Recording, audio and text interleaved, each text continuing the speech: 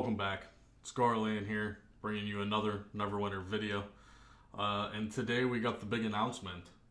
Today is February 19th, 2019. This video should go live today. And the big announcement, the big reveal for Neverwinter's next module, Mod 16, was announced today. It appears that we are now going to Undermountain, and there is a lot to discuss in this video. Now I'm going to try, keep in mind, I'm going to try to keep my personal feelings out of this video and keep it as factual and provide you guys with as much information as we currently know. I'm going to try very hard to not give any opinionated reactions at this time. So if you navigate over to Neverwinter's Twitter, which we are right here, this was announced very early this morning, depending on what time zone you're in or when you're watching this video. There is a trailer. I'm not going to be playing the trailer on my channel. I don't have the rights to the trailer. That's why I cut it off in the intro. However, you can go over. It's about 1 minute long, and they divulge a bunch of information in the trailer. And we're going to go over the development blogs that they have released so far. So we are going to the Undermountain in Mod 16. Everyone had anticipated that we were going to Waterdeep. That's not the case. They released the teaser for the Yawning Portal, which is a tavern. I would imagine that's going to be the starting hub or starting city. That's a little speculation on my part, but that's probably going to be the new hub. And you're going to use the portal or the well in the Yawning Inn, and that'll be the zone in point for Undermountain. So we got a bunch of comments on here. Nick Flo, calm down, buddy. Calm down. Can't wait for next video. I'm sure it'll be spectacular. But you got a lot of hype generated around this mod. But let's not forget that this is cryptic. So we will have to wait and see. One factual information, this is going to be on preview in about 2 weeks. Not this coming Friday, but the following Friday. So as more and more information, is released, and once it gets on preview, I will do my due diligence, as I always do, to try to bring you guys as much information as I can as we get closer to that time. Now, of course, all the fellow YouTube content creators out there, a couple of them had this early access look at this already. I'm sure they have videos already filmed and just waiting to be released. So that's fine. I'll do my due diligence, as I always do, and get the factual information out to you guys. So here we are, Neverwinter, Mod 16. Let's dive right into this, and we're going to look at some significant changes coming. Alright, and one of the developer blogs that they released right off the bat is, as you can see on the screen, the level cap is confirmed to be increasing.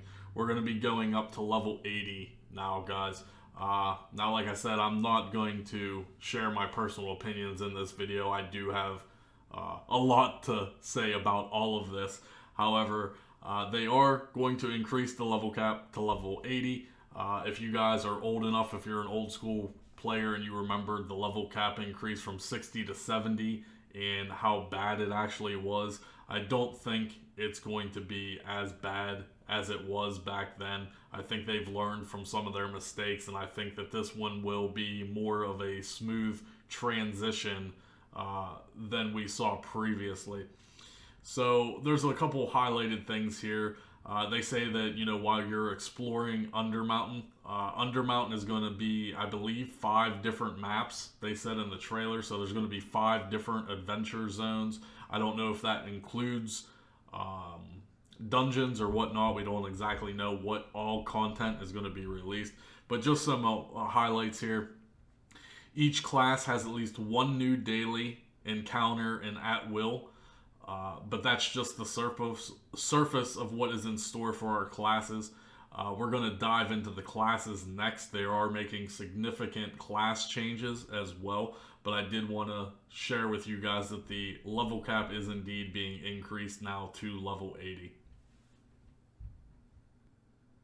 Alright guys, so with the level increase going to 80, Mod 16 is going to bring an entire overhaul to the class system. We're talking about significant changes that are going to be coming into the game.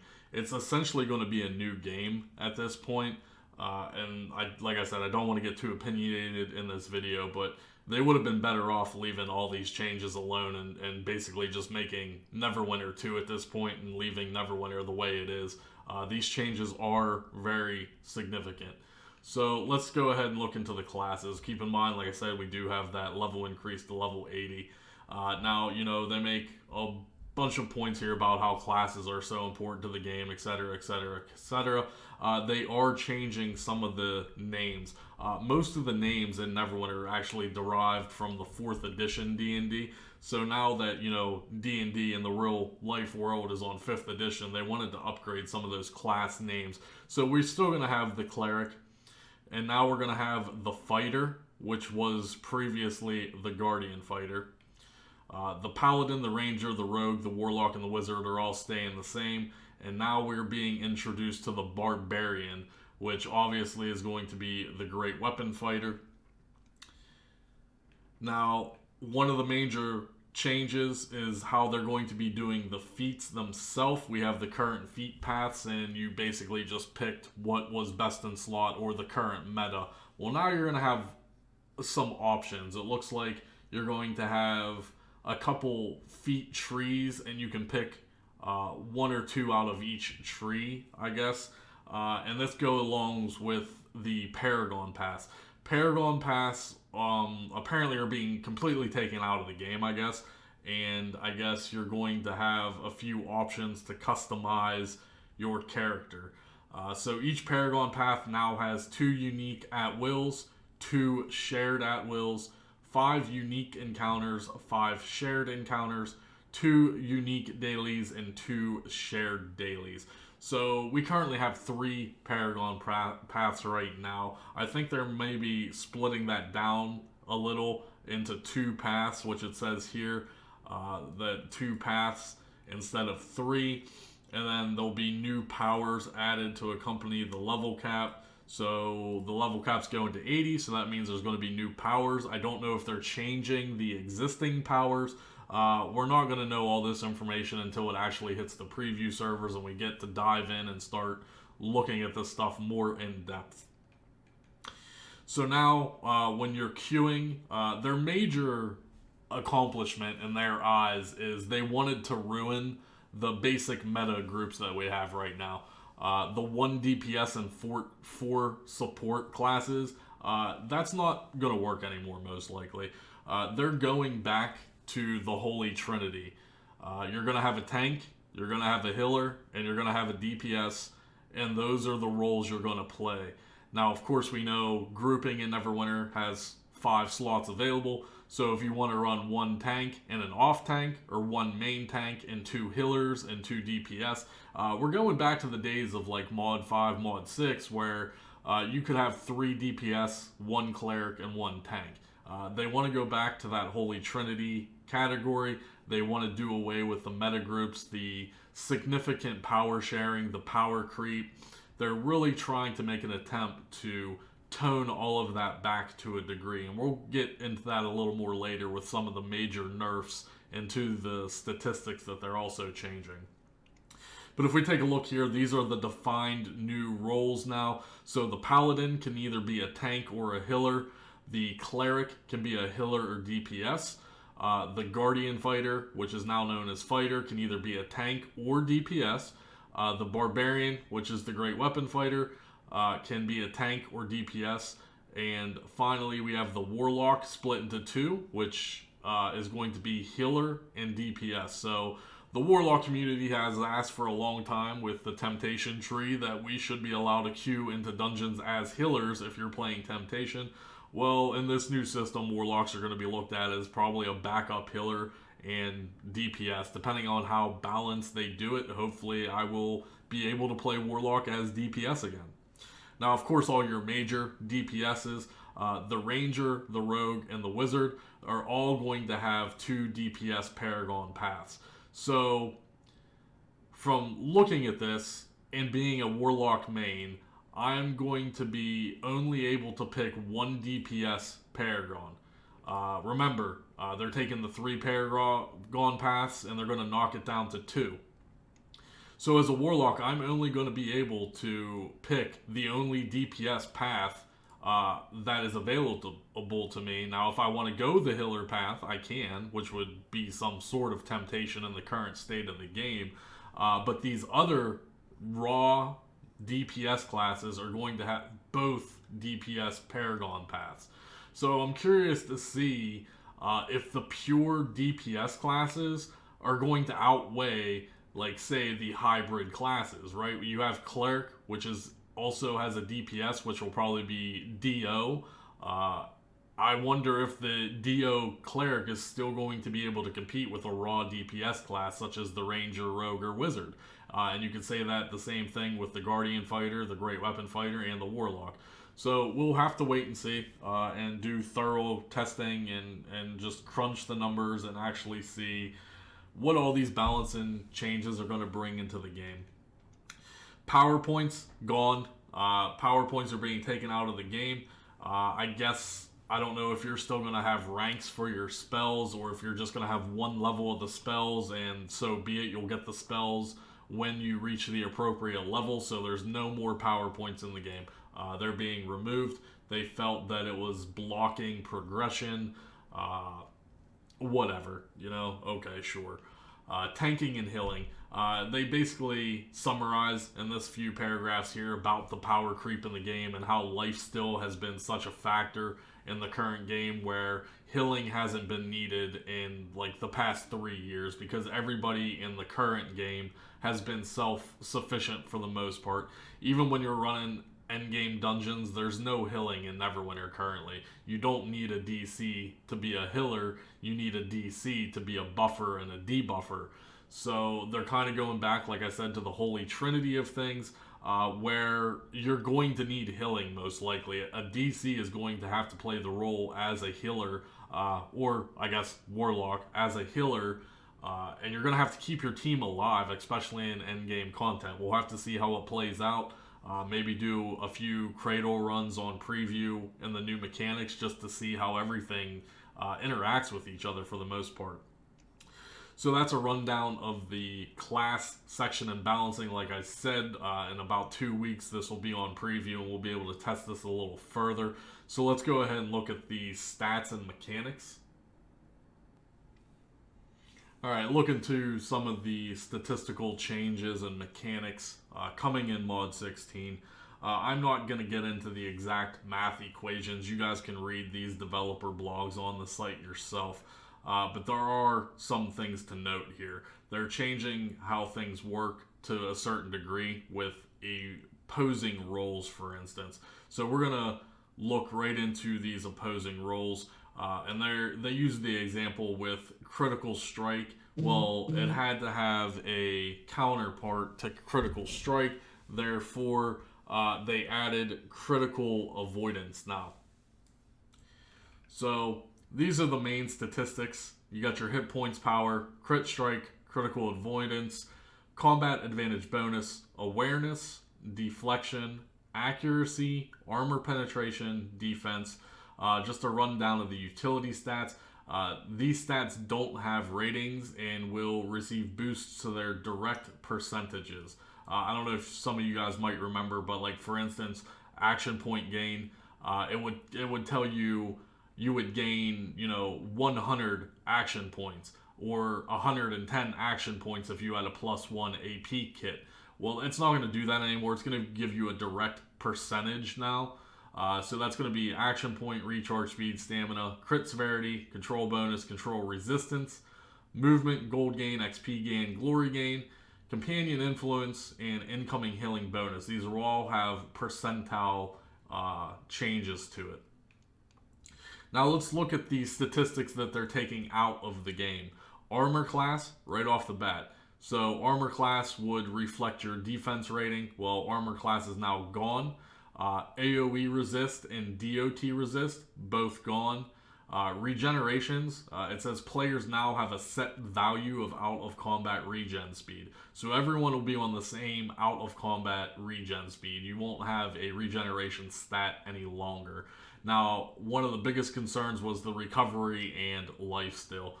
So recovery is going to be gone out of the game, as well as life steal. Like I mentioned earlier, it's part of their balancing process.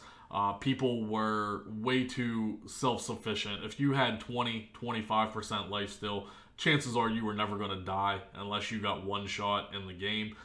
You were just so self-efficient that you didn't need a cleric to actually play the role as a cleric. You were healing yourself. So the thing is that they also did remove recovery, which means that, you know, the only thing that you're going to be able to do now is stack, you know, to the cap of action point gain to gain your daily back. Your recovery is no more, so you're not going to be able to spam dailies like you used to be, as well as those cooldowns, right? A lot of niche builds and meta builds relied on high recovery builds, so you can spam your encounter powers as well as your dailies. Well, that's no longer going to be a thing. You're just simply not going to be able to do that any longer. So we're going to have to see how that works out. We're going to have to test that. They even say right here, recovery was problematic in the fact that encounter and daily powers had become used almost as frequently as at wills, which is true. High TR recovery builds were able to spam encounters just as fast as you and me were able to hit at wills. They don't want that to happen. Simple as that. So that's just a look at some of the statistics. Another one of the big ones was critical strike now has a cap of 50%, as well as deflect. Deflect and critical strike are now capped at 50%. You can no longer gain 100% critical strike. The days of you critting every single time, those will be gone. You'll have a 50-50 chance of landing a critical strike, which comes more in lines with the lore of actual 5th edition D&D. So, I mean, it is what it is, guys. We'll have to see, like I said, when it gets to preview and test it. Now, also, they added item level and scaling. This is just a very small section about how the new item levels are going to work and how they are scaling down players. So, if a player is doing his level queue for the day and he scales down, he's actually going to be scaled down to the level of the dungeon from what I'm reading.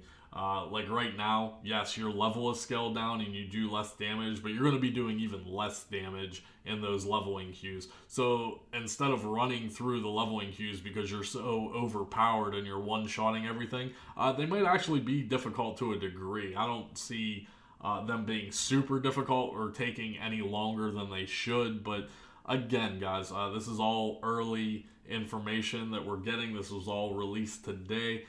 So in 2 weeks when this gets on preview and we get our hands on this, there'll be more videos on it. So we're going to have to wait and see what happens. That's all I really have for you, to be honest. There's going to be more trickles of information pouring out throughout the next 2 weeks leading up to preview. We'll see if I put out another video on that, or we might just wait until it gets to preview and then we start testing everything. Other than that, like I said, I don't want to add any of my personal opinions to this. I will just momentarily say that, you know, it's human nature for people to not like change. That's just fact. Most people, most human beings do not adapt to changes very well. We as people like to get nice and cozy, and once we have a daily routine, whether it be in real life or video games, once you get a daily routine down and you're accustomed to doing things a certain way and you're used to how things are, and then at a drop of a hat something changes that, some kind of catalyst changes that way of life, humans tend to not like change. So this is a very risky move on Cryptic Studios' part. We're going to have to see how it plays out. Some people are going to adapt to these changes. Some people are going to like these changes, and there's going to be a lot of people that don't like these changes. And I don't think Cryptic honestly cares, because they will continue to replenish their player base with new players. And now with these massive changes, I can actually see them drawing some more attention to the new player base and bringing in new players to the game. But you're going to see a lot of veteran players very upset by this, and we'll just leave it at that. Like I said, I don't want to get too personal in this video. We might release another video where I get personal. We'll have to wait and see. So I would like to get my hands on it and actually do testing before I form any kind of conclusion on Mod 16 at this time. So that is going to conclude the video today, guys. Hopefully you enjoyed the information. All of this information can be found on their main website. And we'll see you guys in the next video. As always, if you have any comments, be sure to leave them below. If you're new to the channel, go ahead and hit that subscribe button. Leave me a thumbs up if you liked the video. If you didn't like this video, hey, leave me a thumbs down. It's all good, broskies. That's all I got for you. We'll see you in the next video.